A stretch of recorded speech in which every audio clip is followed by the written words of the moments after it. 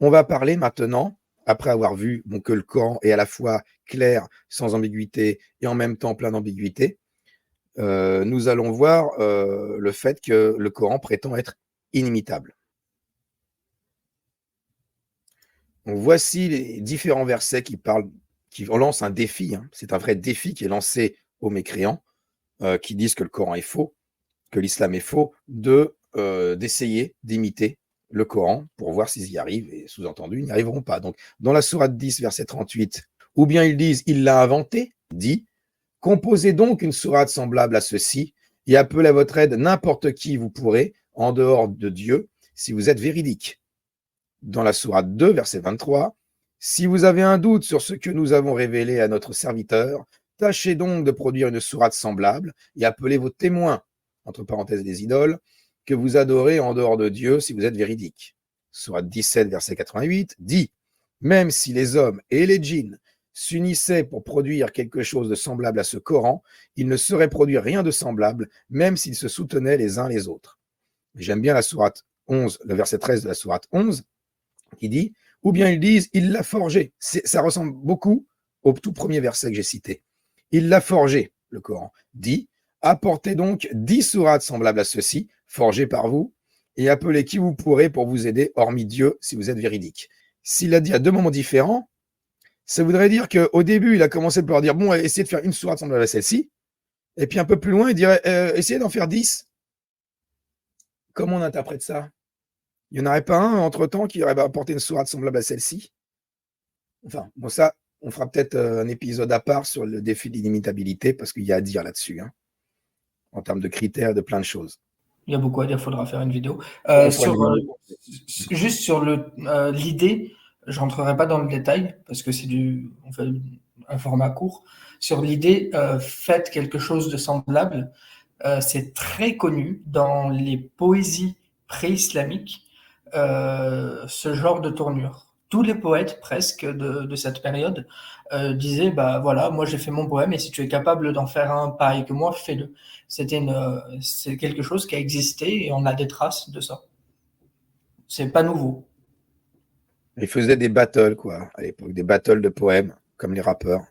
Voilà, mais c'est quelque chose qui était de très courant. Ouais, et lui, il n'a pas arrêté de le faire. Peut-être que c'était une punchline qui sortait régulièrement, parce que il en a fait plusieurs, comme ça, des versets qui disent, ouais, vous avez qu'à... Mais de semblable à ceci, voilà, il faudrait les critères, on va dire. Il a oublié de nous donner les critères. Donc, le Coran ne parle pas seulement de spiritualité, mais il légifère aussi le temporel. On l'a vu tout à l'heure quand il parle de justice. Or, comme tout code de loi, le code civil par exemple, c'est pareil, les versets du Coran sont soumis au principe de l'abrogation. Lorsque deux versets se contredisent, le plus récent abroge l'autre, qui reste présent dans le livre, comme dans le code civil. Il y a plein de lois qui ne sont plus appliquées, qui sont abrogées, mais qui sont toujours présentes. Et ça, il y a 3 versets qui précisent ce principe. Donc dans la sourate 2, le verset 106, qui dit « Si nous abrogeons un verset quelconque et que nous le fassions oublier, nous en apporterons un meilleur ou un semblable. Ne sais-tu pas qu'Allah est l'omnipotent ?» Dans la sourate 16, verset 101, quand nous remplaçons un verset par un autre, et Allah sait mieux ce qu'il fait descendre, ils disent « Tu n'es qu'un menteur », mais la plupart d'entre eux ne savent pas. Et sourate 22, verset 52, ça fait rapport, il y a un rapport avec les versets sataniques, on en parlera plus tard. Nous n'avons envoyé avant toi ni messager ni prophète qui n'ait récité ce qui lui a été révélé sans que le diable n'ait essayé d'intervenir pour semer le doute dans le cœur des gens au sujet de sa récitation. Allah abroge ce que le diable suggère et Allah renforce ses versets. Allah est omniscient et sage. Et pour illustrer, on va le faire là un petit peu, pour illustrer ce principe, on peut constater que la consommation d'alcool a été le sujet de 4 versets qui se sont successivement abrogés. Voilà, donc à l'écran, on voit les 4 versets. Et là, on va pouvoir voir le premier et le dernier. C'est mieux, comme ça fait la synthèse. Est-ce qu'avant ça, tu as quelque chose à préciser sur ce que j'ai dit, sur le principe de l'abrogation? Sur le principe de l'abrogation, il y a juste un verset qui m'est très intéressant.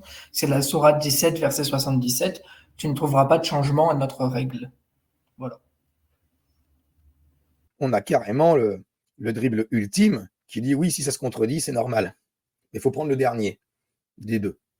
Alors, on va voir l'exemple avec le vin, justement, les boissons fermentées. Voilà.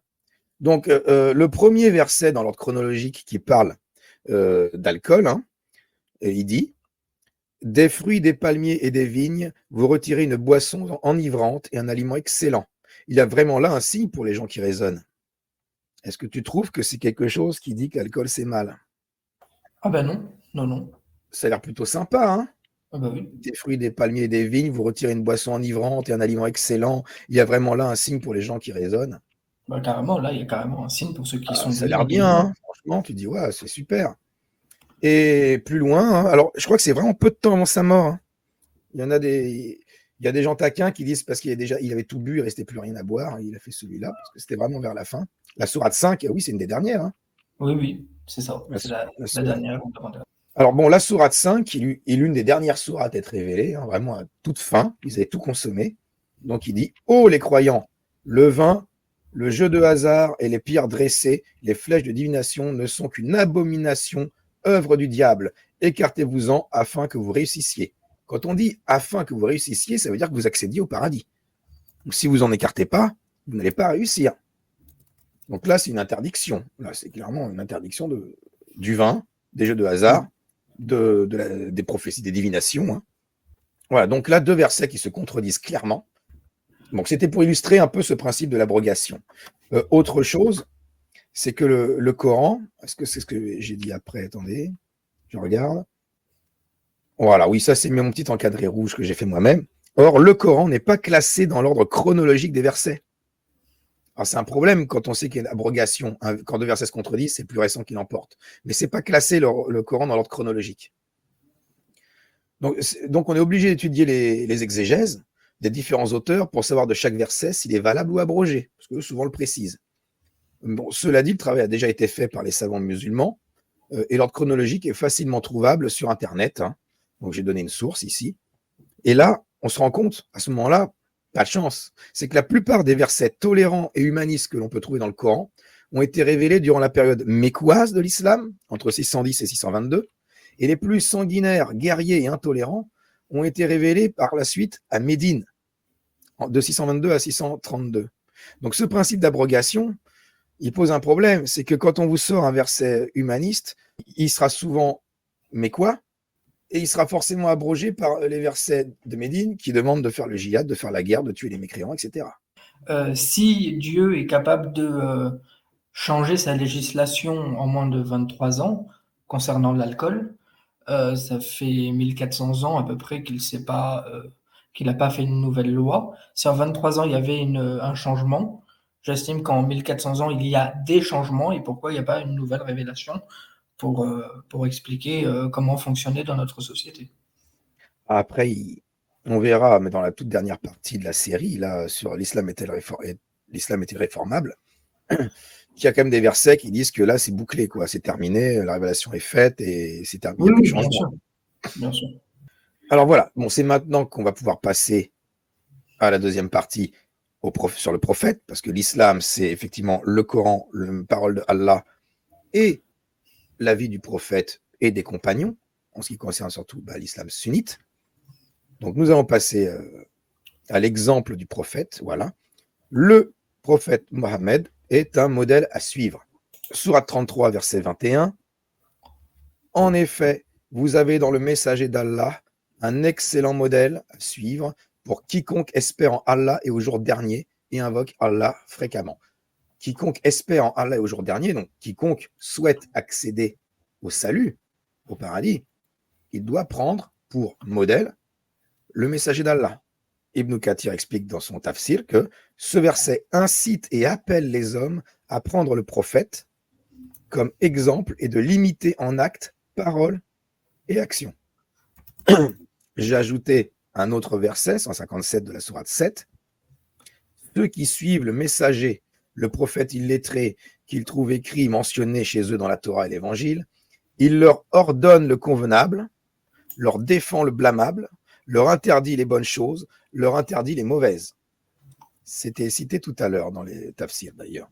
Donc le prophète leur ordonne le convenable, leur défend le blâmable, et leur ôte le fardeau et les joues qui étaient pour eux. Ceux qui croiront en lui le soutiendront, lui porteront secours et suivront la lumière descendue avec lui. Ceux-là sont les gagnants. Là, c'est clair. Il y a un appel à prendre pour modèle et à tout ce qu'a dit le prophète. Et tout ce que le prophète a dit, on doit lui obéir.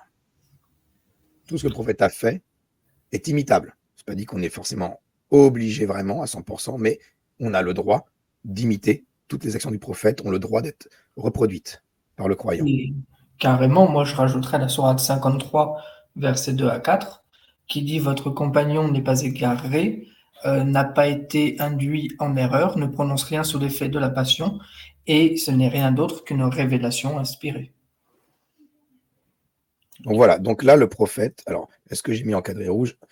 Ah oui, donc on arrive à la partie religion, société, État. C'est-à-dire que dans le verset 19 de la sourate 3, il y a marqué: certes, la religion acceptée d'Allah, c'est l'islam. Ceux auxquels le livre a été apporté ne se sont disputés par agressivité entre eux qu'après avoir reçu la science. Et quiconque ne croit pas au signe d'Allah, alors Allah est prompt à demander compte. Pour Dieu, le din, c'est l'islam, est interprété par les savants comme le fait que l'islam est à la fois religion, communauté et loi. C'est une religion, société, État. Il concerne le spirituel, le monde d'ici-bas, la dunya, et l'organisation sociopolitique, daoula. On dit dinwa dunya, dinwa daoula. Tout à fait. L'islam, l'islam n'est pas une religion, l'islam n'est pas une civilisation. L'islam, c'est un ensemble. C'est vraiment un ensemble de croyances qui va former une population. On le voit jusque dans l'Empire ottoman.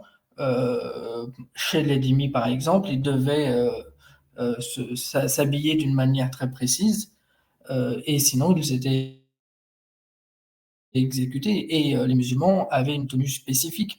L'islam va jusqu'à pouvoir modifier la personnalité et modifier son mode de vie. Je vais lire mon petit encadré rouge. Donc, l'islam est une religion globale. Elle concerne non seulement le spirituel, mais est aussi une communauté, la Ummah, et une législation. La religion ne peut pas être séparée de l'État.